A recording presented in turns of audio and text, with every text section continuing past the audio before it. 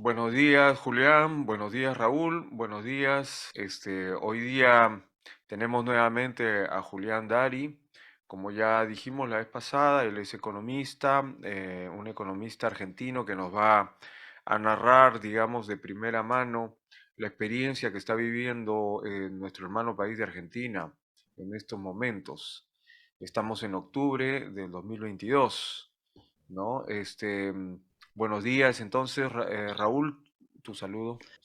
Buenos días, Enrique. Buenos días, Julián. ¿Qué tal? ¿Cómo van?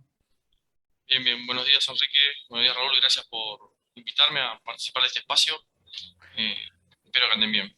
Hoy día quedamos en hablar sobre un tema que es interesante, el debate ideológico, es decir, el comunismo, el socialismo, la economía de mercado o el liberalismo, el libre cambio, ¿no? Y los matices que hay, las diferencias, las semejanzas. Raúl, ¿quieres comenzar con alguna? Sí, sí, es un tema bastante interesante y sobre todo polémico, ¿no? Imagínate, data de bastante tiempo encontrar, ¿qué te digo?, paralelos, similitudes o controversias.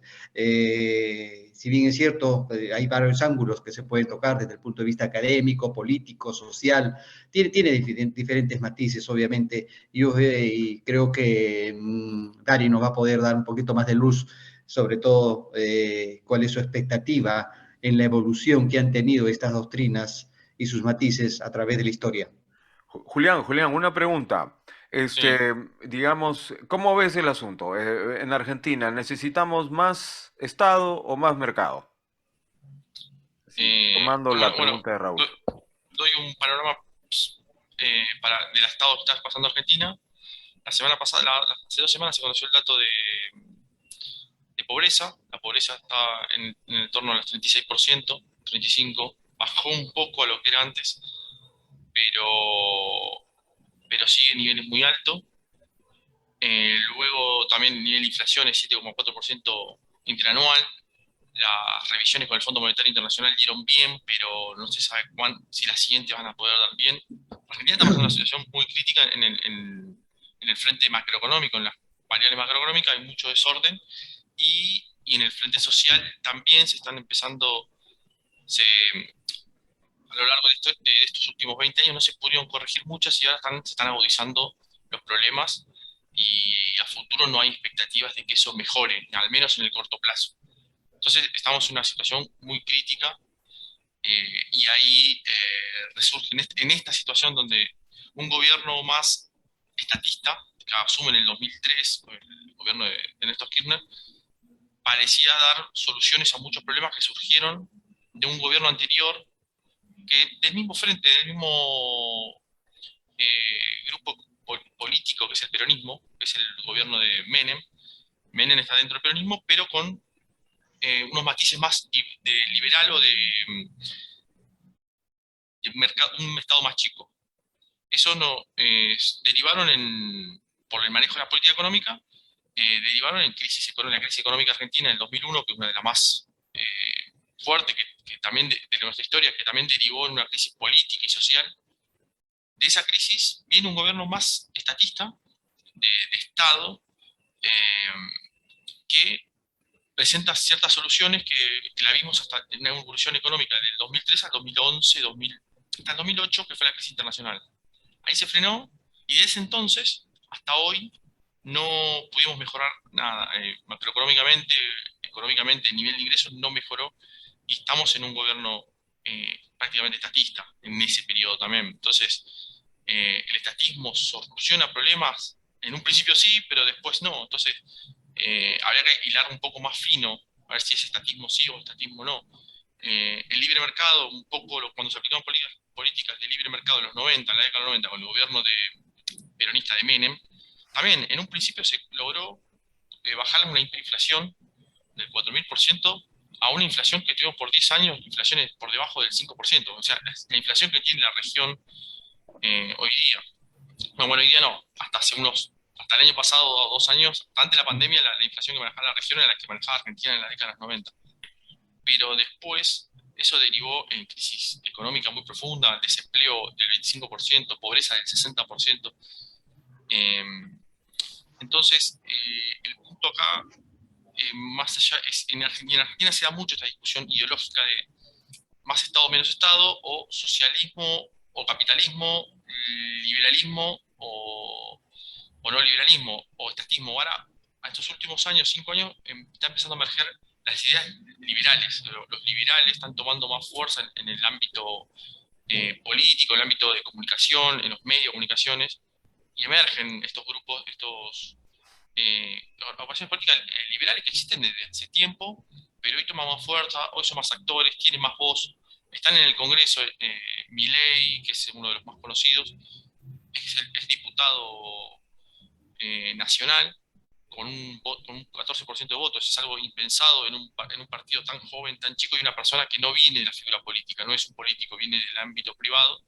Entonces, la crisis económica argentina hace que emerjan diferentes, que emerja el liberalismo como una idea, porque prácticamente casi nunca, a mi juicio, el liberalismo en Argentina nunca se aplicó. Creo que en la región tampoco nunca se aplicó un liberalismo, sino más bien quizás un etatismo o de élites con algunos tintes liberales, pero no un liberalismo pleno. Eh, entonces, Yo escucho a Milei mucho hablar y citar a Mises, a Hayek, a Rothbard, bueno, es lo que lo escucho, se le escucha muy seguido, pero la mayor parte de la gente no lo entiende, no entiende mucho la diferencia. Incluso Milei habla de comunismo. eh, Raúl, ¿cómo se llama? ¿Qué opinas Mira, yo coincido con Julián, coincido con Julián en el sentido de que dice que en la región no se ha instaurado lo que es liberalismo.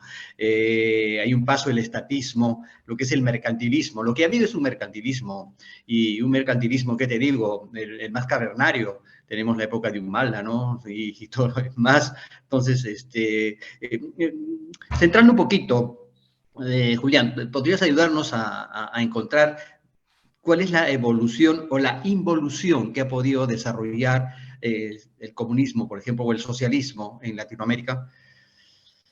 bien, el socialismo, si bien tomó bastante fuerza en la década del 30, fue empezando a tomar fuerza el socialismo. En Argentina emergió un sector que se llama la Unión Cívica Radical, que es netamente capitalista, pero con ciertas visiones más sociales, o sea, de distribución de riquezas, y eso como que calmó un poco las corrientes socialistas. Pero después esas ideas, los radicales no tuvieron fuerza política y cayeron en dictaduras, que luego ese espacio lo tomó el peronismo. El peronismo es un movimiento en Argentina que, si bien es de corte capitalista, no ascribe al socialismo, pero sí tiene varios elementos del socialismo: reivindicar a los trabajadores, poner los trabajadores por encima del capital o de los empresarios. Eh, en Argentina tenemos los empresarios argentinos, los grandes empresarios, son los que se dedican a la actividad agroexportadora. Entonces, el peronismo como que de alguna manera redirecciona recursos de esos capitalistas o de esos empresarios a trabajadores industriales, en el desarrollo de una industria apuntando a un mercado interno.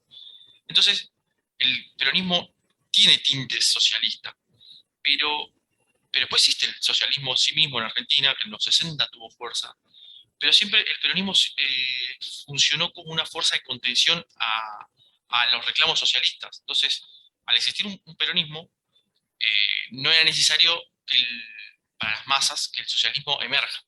Entonces, el socialismo siempre estuvo contenido por ese lado, porque el peronismo daba algunas respuestas o atendía algunos reclamos puramente socialistas, pero no era socialista en sí, era bien capitalista, pero de una presencia estatal muy fuerte, centralista. Lo que compartía con el socialismo era el centralismo del Estado, manejar los resortes claves de la economía. Yo, El yo, banco. yo veo que hay un tema importante, ¿no? Nosotros como economistas sabemos que Bueno, la economía clásica plantea tres factores clásicos de producción: capital, tierra, trabajo. El capital y la tierra generan rentas, ¿no? Generan rentas para los propietarios, dependen, o mejor dicho, están relacionados con la propiedad, ¿no? El propietario es el que recibe las rentas. En el trabajo se supone que cada quien es dueño de su propio trabajo y por lo tanto, digamos, eso tiene más sentido, ¿no? Para la gente común y corriente. Pero el discurso va mucho por ese lado, ¿no? O sea, me parece que el comunismo, el socialismo, quieren incidir mucho en el tema del trabajo. De hecho, la teoría del valor trabajo también tiene un poco de eso, ¿no? Este, y más bien atacan todo lo que sea la propiedad de los otros factores, es decir, en general la propiedad privada. Pero eso no resulta un poco problemático porque si te fijas bien, muchos regímenes socialistas o que tienden al socialismo ahora son muy complacientes incluso con los delitos contra la propiedad privada, incluso contra los criminales. Se soslaya un poco el tema de la criminalidad, se le atribuye a otro, al que el criminal es víctima de la sociedad, se le justifica, incluso se penaliza más a aquel que defiende su propiedad privada frente a un ladrón y que al mismo ladrón. O sea, es una cosa insólita, se ha visto y se ve en otros países, en España, en Chile ahora. Entonces, ¿qué piensan? ¿Qué piensan los dos? O sea, me parece a mí que es interesante eso. Bueno, yo pienso lo siguiente, todo en la vida tiene a lo que es evolucionar, tiene a cambiar. Yo creo que ahí radica fundamentalmente los errores. Estamos hablando de socialismo solamente. Luego, de repente, trataremos en otra parte lo que es el capitalismo para que no nos tinden de estar sesgados, ¿no? ¿Cierto? Yo creo que el socialismo, como lo mencionó Julián, del año 60, no es el socialismo de este siglo, no es del 2010, 2020.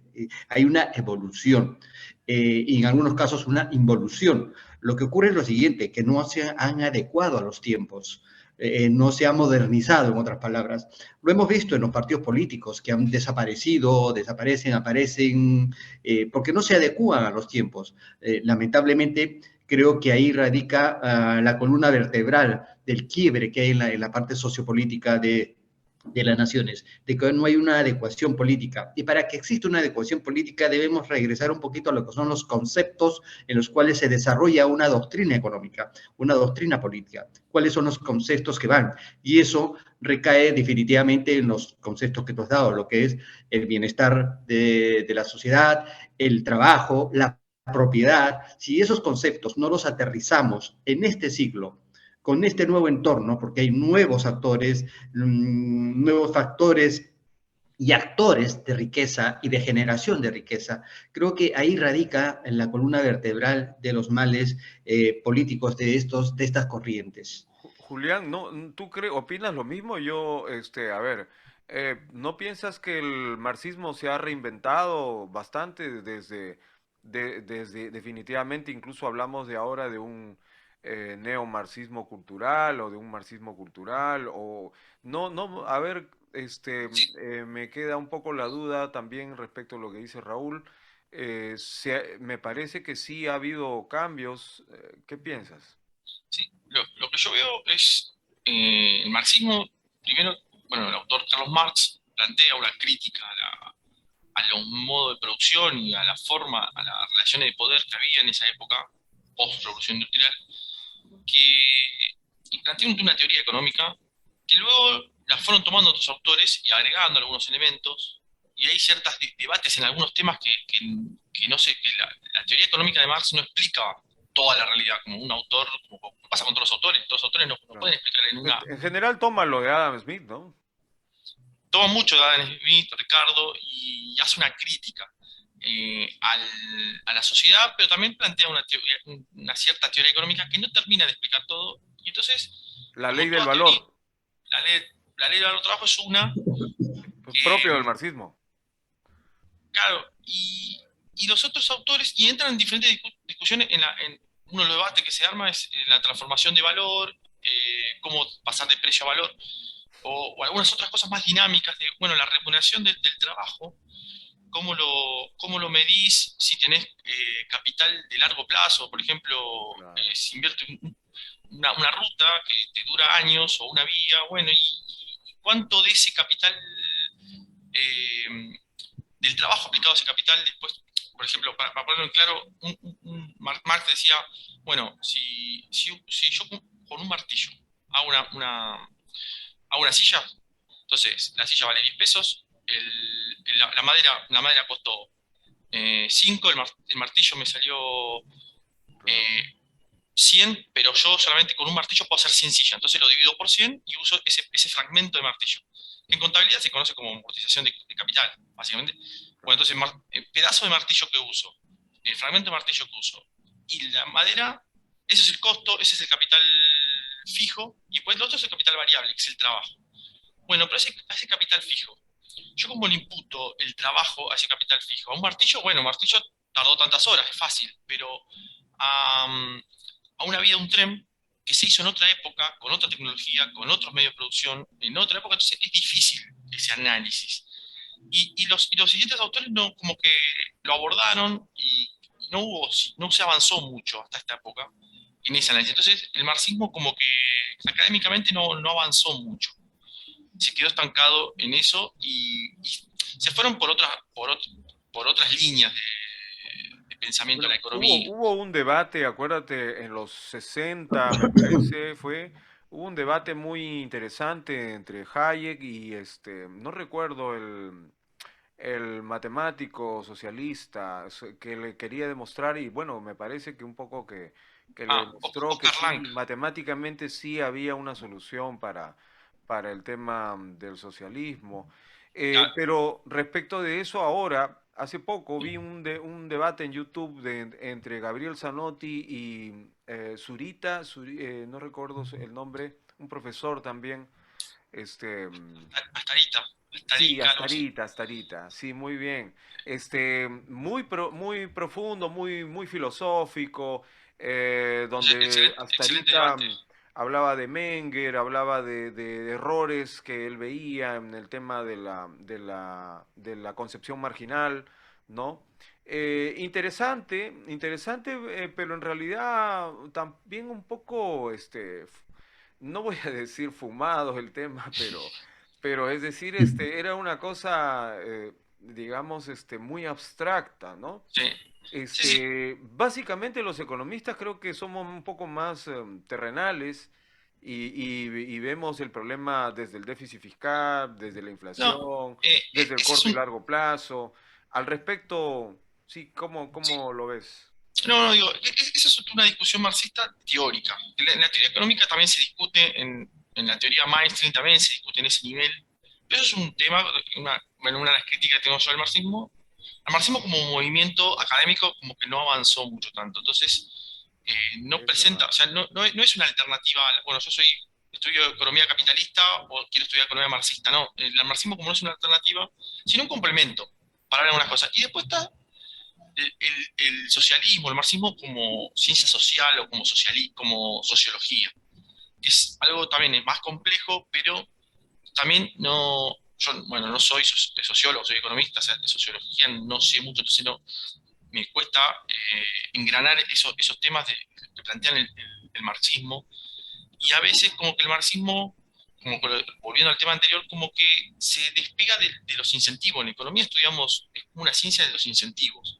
Entonces, si el capital no tiene incentivos a desarrollarse, no se va a desarrollar. Y el marxismo como que, las corrientes marxistas, no sé si el marxismo como teoría, pero las corrientes marxistas o los abanderados del marxismo, como que olvidan esa parte. Entonces solamente quieren una sociedad que se repartan las riquezas en forma igual o cantidades iguales, sin importar los incentivos a la hora de producir esas riquezas. Como que se olvidan la parte de producción. Y Marx era claro en ese sentido que que la producción era el bienestar de la sociedad era por el nivel de producción, era claro en ese sentido. Y lo vemos en la Unión Soviética, era claro también que había que producir bienes de capitales. independientemente de cómo se distribuyan o no, hay que producir en capitales. Y las corrientes socialistas de Latinoamérica, al menos, y sobre todo Argentina, como que olvidan esa parte, se olvidan de la producción. Entonces caen en banalidades o en planteos que no tienen pie o no hacen pie en una sociedad real. Es decir, porque falta la pata productiva de producción, que es lo Pero, que... a ver, pero ahí yo discrepo un poquito, ¿no? Y bueno, no sé qué opina Raúl. Mira, yo pienso que el marxismo y el socialismo no tanto, pero el marxismo de manera particular incide mucho en la oferta, justamente por el lado del trabajo, es decir, como le da mucha importancia, mucha relevancia al tema del trabajo, y nosotros sabemos que el trabajo es un costo muy importante y pertenece precisamente a la oferta, ¿no? Es muy interesante porque yo veo al comunismo, bueno, al marxismo, mejor dicho, muy del lado de la oferta, mientras que el liberalismo habla del valor subjetivo del consumidor y yo lo veo más del lado de la demanda. No sé qué opinas, Raúl, Mira, yo encuentro algunas similitudes en lo que estamos exponiendo. Creo que ya estamos centrando un poco la conversación. Es innegable, o sea, hay que reconocer que el marxismo ha tenido aportes. Ahora ya depende del análisis que le demos y las conclusiones o el jugo que podamos sacarle esos aportes al socialismo, a la filosofía y a la economía. O sea, el marxismo ha tenido un aporte fundamental en esos tres campos a través de la historia. Aún seguimos discutiendo, aún ¿cuál es el seguimos aporte? estudiando. ¿Qué aporte el Por socialismo? ejemplo, el aporte socialista, desde el punto de vista socialista, de la participación, el valor que le da al trabajo, el valor que le da al campesino, el valor que le da a la generación y la distribución de la riqueza. En lo filosófico son los conceptos que emanan de ellos del marxismo y en lo económico, obviamente, lo que estamos discutiendo. El otro punto que quería conversar un poquito con Julián era referente, coincido con él, que es el reparto de la riqueza. Muchos se centran en eso y debe ser al revés. Debemos centrarse o debieran centrarse estas teorías en la generación de la riqueza. Primero genera, luego distribuye. Principio fundamental. Tú no puedes distribuir lo que no has generado. Entonces, centrémonos primero en generar y en producir. ¿Okay? Ahí creo que radica lo importante. Otro de los conceptos que muchos confunden es marxismo, socialismo, comunismo. A veces literalmente confundimos socialismo con comunismo y no. Marxismo es una cosa, socialismo es otra cosa, comunismo es otra cosa. Esas cosas deberíamos dejarlas siempre bien en claro y dar como aporte para nuestros, los que nos ven, ¿no? Y otra cosa que quería agregar, tocando los temas también centrales, es que el socialismo en la Argentina, ah, em, la actual por lo menos, también se centra, se centra mucho en la distribución y creen que la distribución es la discusión principal y no, porque también tiene que estar la producción, pero la evidencia en cuanto a qué es primero la distribución o la producción de riqueza, hay evidencia en los dos sentidos, o sea, depende mucho del caso o el contexto, pero nunca podés dejar de entender la parte de la producción. Y lo que decía, volviendo a lo que decía Enrique, que sí, el liberalismo hace mucho hincapié en la demanda y los incentivos. No solo el liberalismo, sino la economía mainstream, es el pensamiento económico mainstream, lo que tenemos actualmente.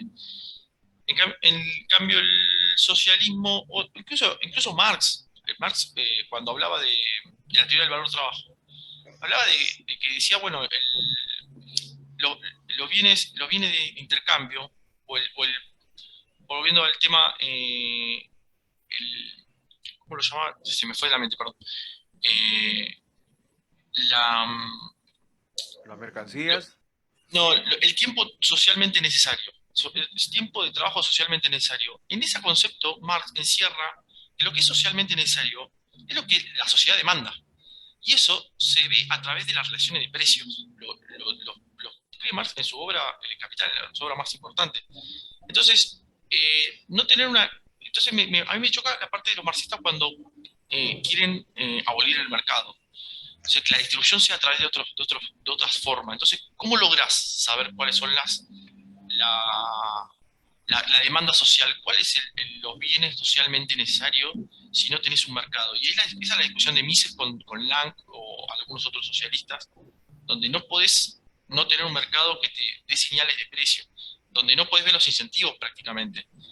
Y hoy los socialistas plantean que, bueno, que hay que destinar las fuerzas productivas de capital y trabajo, hay que destinarlas en producir bienes necesarios. Pero necesarios para quién, y quién establece eso. Entonces ahí es una parte donde no pueden explicarla.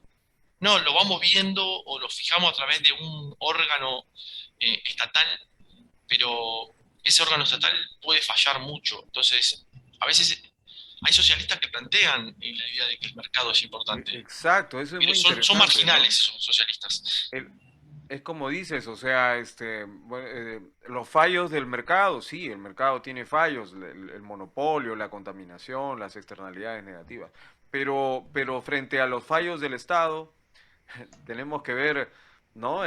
Cuál hay que poner en una balanza cuál nos conviene o cuál no nos conviene, ¿no? Los fallos del mercado o los fallos del Estado, porque realmente el Estado hasta ahora, por lo menos en nuestros países, aquí en Latinoamérica, ¿no? Se ve que no funciona tan bien. Pero yo lo veo más como un tema de lenguaje. No sé, Raúl, Julián, miren, el marxismo en general utiliza muchos términos que son muy propios te envuelve. Es decir, para hablar con un marxista que yo ya tengo algo disfruto mucho conversar con gente marxista, ¿verdad? Me gusta, porque me gusta trato de entenderlos lo más que se pueda, ¿no? Lo más que se pueda, porque ellos tienen su forma de ver. De hecho, han cerrado el círculo, el revisionismo marxista, en mi opinión, y eso justo es lo que decía un poco Raúl. En mi opinión, el marxismo sí se ha revisado y hay un revisionismo que se ha justificado y se ha justificado por el tema de su lenguaje. ¿No? Es decir, en mi opinión, el lenguaje para ellos es muy importante. No te hablan mucho de bienes, te hablan de mercancías. No te hablan mucho, por ejemplo, de qué, tienen muchos términos propios, estructura, superestructura, base, ¿no? Me pasa exactamente lo mismo cuando quiero estudiar el marxismo, leer el marxismo. Primero tengo que aprender todo un lenguaje nuevo. En economía, cuando estudiamos economía tenemos que aprender un lenguaje. ¿Qué son los incentivos? ¿Qué es un agente representativo? ¿Qué no es un agente representativo? ¿Qué son las preferencias racionales? Porque una preferencia racional no es lo que racionalidad en economía no es lo mismo que en psicología. En Claro. economía tenemos que estudiar todos esos términos o entender de qué estamos hablando, el lenguaje económico. Pero el tema es que cuando queremos pasar a los socialistas, o a los marxistas, a los economistas marxistas, tenemos que aprender un nuevo lenguaje nuevamente. Entonces se hace difícil. Sí, es un tema de lenguajes. Y muchas Ah, personas no hacen el esfuerzo ese de no. comprender el lenguaje, entonces malinterpretan el marxismo. Y ahí hay una falla de comunicación. Pero también es responsabilidad del marxismo de encerrarse en ese lenguaje. Exacto. Pero si te das O, Es lo que se cuenta, llama mira, educación, pues, ¿no? sí, pero fíjense, hay un tema muy interesante cuando hablamos de los bienes, cuando un bien tiene un precio cero cuando generalmente hay una discusión ahí en Facebook bastante frecuente donde dice el bien que digamos tiene un precio cero, sí costó trabajo y por lo tanto su precio y el tiempo de trabajo socialmente necesario no fue cero y por lo tanto debería tener un precio según la ley del valor positivo, pero si su precio fue cero y alguien te dice no, pero en realidad si fue cero es porque en realidad no era un bien que se intercambiaba, no era una mercancía. Entonces ahí se salen un poco del tema porque mientras en la economía convencional todo sirve, ¿no? Para el tema del precio y del bien, es decir, tiene sentido para un bien y para un precio y bueno, los austriacos dicen que el valor así, digamos, fuera del precio prácticamente no existe. Es decir, el valor, digamos, ¿no? Entonces el tema es que en realidad el marxismo se escapa de la discusión diciendo que una cosa son bienes y otra cosa son mercancías y que lo que ah, dice solo vale para las mercancías, ¿no? Y entonces es un tema interesante porque ya, digamos, justo lo conversábamos creo contigo también, Julián, me parece en algún momento, ¿no? sí, Es sí, decir, hablamos. no hay forma de envolver, de cerrar el tema con un marxista, quiero decir, ¿no? Porque siempre tienen una salida, no, esto no vale, en esto, cuando ya están, como se dice, en evidencia, dicen, no, pero es que acá hay una diferencia y aquí No, esto no vale para esto y esto vale para el otro.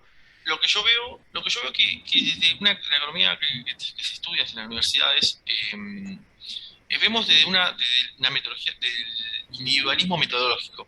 Entonces, y el marxismo plantea más desde otro enfoque, un enfoque más holístico, más general, más... Más socialista.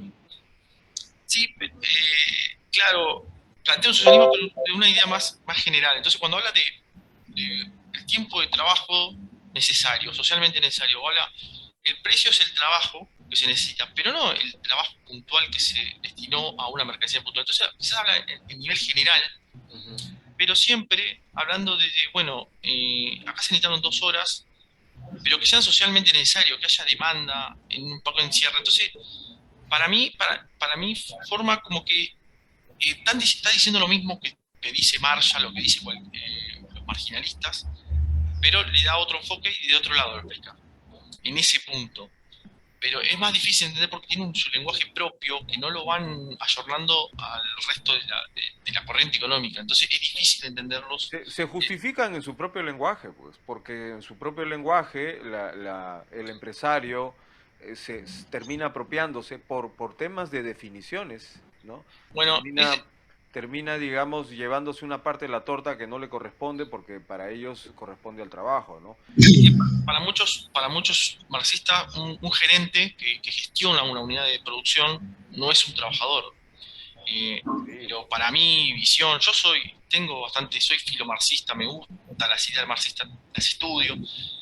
Algunas cosas me parecen que son debatibles, que hay que debatirlas, pero Incluso el empresario también tiene algo de trabajo aportado, si te pones a pensar, porque te ha tenido que analizar, y ha tenido que revisar, exactamente. y ha tenido que tomar una decisión para arriesgar su capital. Sí, la actividad empresarial es un trabajo y tiene que tener una remuneración como cualquier otro trabajo. Y eso o lo definís en el mercado o de la forma que sea, o centralmente, pero tiene que ser remunerado. Si partimos de la idea marxista de que todo el trabajo tiene que ser remunerado y el valor de la mercancía es el trabajo que se aplicó en ella, el trabajo socialmente necesario, el trabajo empresarial, el trabajo que hace un empresario o un gestor de unidad de producción es un trabajo socialmente necesario y es demandado por la sociedad. Las sociedades demandan Las empresas invitaciones gestionadas. al directorio, los pagos de las dietas, ese tipo de Exactamente. negociaciones, los bonos que se les da a los administradores, ¿no? Pero claro, ellos critican y ellos van también directamente al grano. Bueno, los que son más informados van directamente al grano a los dividendos que se reparten. Eso sí no tienen definición como trabajo. Es decir, cuando ya descuentas todos los trabajos, todos los bonos, todas las dietas y todo lo demás, te queda a ti siempre un margen y ese margen o se reinvierte o se reparte como dividendos. Esa parte sí, definitivamente el marxista más puro, más informado, esa parte no la va a aceptar nunca, definitivamente, como Claro, trabajo. pero esos dividendos es un tema contable. Es como nosotros contablemente ponemos los números. Si de repente a un gerente le decimos, bueno, el gerente tiene que ganar tanta plata. O sea, entonces descontamos todos los gastos en salarios y en todo tipo, nos queda un margen. Esos son los dividendos. Lo repartimos. Pero entonces decimos, no, eso tiene que ser distribuido, eso es la renta de capital. Pero si al gerente, a vez de darle un salario de 200, le ponemos un salario de 500, quizás no tengas margen. Entonces, no, contablemente no hay ganancia, estamos bien, somos socialistas. Es lo que No es escuché en así. España. Dice que en España querían, decía, bueno, si la empresa tiene utilidades, ¿cómo se llama? Muy mal, eso es capitalismo. Pero si le subes con las utilidades, le subes el sueldo a todo el mundo, entonces ya es socialismo. ¿No? O No, es lo que le ellos sube el sueldo a buscan. todo el mundo, no, solamente a los directores. Le sube el O los sueldo al director directores, ¿no? y ya está, sos socialista, está bien, está bien para los socialistas. Bueno, en Argentina es una cosa, tenemos impuesto a las ganancias, que depende del margen de ganancia que tengas, empiezas a pagar un impuesto que es progresivo, es un ingreso progresivo que va aumentando el porcentaje. ¿Qué hacen las empresas grandes cuando tienen altos márgenes de ganancia? Le decían, bueno, vamos a los directores, vamos a poner un sueldo altísimo a los directores. Entonces bajaban sus utilidades, entonces pagaban menos impuestos, pero la plata hacían una magia, un arreglo contable para pagar menos impuestos a la ganancia. El gobierno argentino dijo, bueno, los trabajadores también pagan ganancias. Los trabajadores tienen un nivel de salario tan alto, pagan ganancias. Hoy, Por eso eso, se compran vehículos también grandes y costosos, porque lo cargan a la claro, empresa como costo. claro, pero quizás un director dice, me quiero comprar un auto, bueno, lo compra nomás la empresa, así lo descuento de las utilidades. Y es el empresario. Pero ahí el Estado argentino dijo, bueno, vamos a ponerle impuesto a las ganancias también a los trabajadores para que no, por esta maniobra que hicieron las empresas. ¿Qué pasó? La inflación crece, los salarios crecen, pero ese margen quedó fijo. Entonces ahora paga ganancia cualquier trabajador. Un trabajador que gana eh, en dólares, gana $1.000, está pagando ganancia hoy, casi. Y $1.000 no es ganancia, lo está pagando. Está bien, paga muy poco, pero a partir de ese margen empiezas a pagar. Y, y a esto que venía, bueno, son esos arreglos son arreglos contables, que si le pago a los electrones, bueno, no tenemos ganancia, no dividimos, entonces no somos capitalistas, somos socialistas. Raúl, Bueno, son esos conceptos que estábamos tratando de que se expliquen, ¿no? O sea, para quién es socialismo, para quién es capitalista, etcétera. Yo creo que el aporte del gerente o del empresario parte de lo que es conocimientos, y los conocimientos es parte del trabajo, o sea, es parte del aporte de él, ¿no? Entonces tiene que ser remunerado. Ahora, ¿cómo lo remuneres? Puede ser en función de resultados, donde tienes tú unos dividendos, un reparto de utilidades, puede ser riesgos que has tomado, etcétera, ¿no? Por ahí está, creo, centrada, creo que ahí tenemos 100% de acuerdo, ¿no? Creo que estamos finalizando la conversación. Julián, ayúdanos un poquito. ¿Cómo visualizas tú el socialismo en Argentina dentro de 5 años? ¿Cuál es la foto que encuentras tú en los próximos años? O sea, ¿crees que va a impactar? ¿Va a haber un rebrote, de repente también una reacción de lo que es la derecha y entramos al famoso péndulo donde estamos de un sector al otro saltando, ¿no? Ayúdanos a eso. El socialismo, para resumir, hoy en día el socialismo en Argentina como que dejó sus raíces y tomó muchos elementos del progresismo. El progresismo es algo que va avanzando, es una corriente que no tiene que ver tanto con el socialismo ni con ninguna corriente política, sino más bien de avanzar sobre los derechos, de la diversidad cultural, sexual, ir en contra de muchas opresiones, pero como que y los socialistas argentinos tomaron muchos elementos y hoy son son más progresistas que socialistas. Y entonces, por lo que decías antes, que son más mano blanda en cuanto a alguien roba, bueno, es una persona, es una víctima de la sociedad, que en punto tienen razón, pero el tratamiento no por eso tenés que hacer nada. Entonces, yo creo que el socialismo en 5 años va a seguir en esa tendencia, va a seguir aumentando, va a seguir siendo cada vez más progresista y va a ir dejando de lado las ideas socialistas que de un principio. Entonces, cada vez como que el socialismo queda más tergiversado en un punto. Pero, un paréntesis, el liberalismo y la derecha también en Latinoamérica y en Europa también está tomando mucha fuerza. Y quizás el socialismo renazca como una reacción a eso. Eso no lo descarto. Es probable. Estamos en un mundo muy cambiante donde no tenemos forma de saber qué puede pasar acá 5 años. Nadie se esperaba una guerra en Europa. Todos creíamos que es un tema ya saldado en Europa, que ya se habían superado esas instancias. Hoy renace este conflicto. mm, bueno, muchas gracias, Julián, muchas gracias, Raúl. La verdad ha sido una charla muy interesante.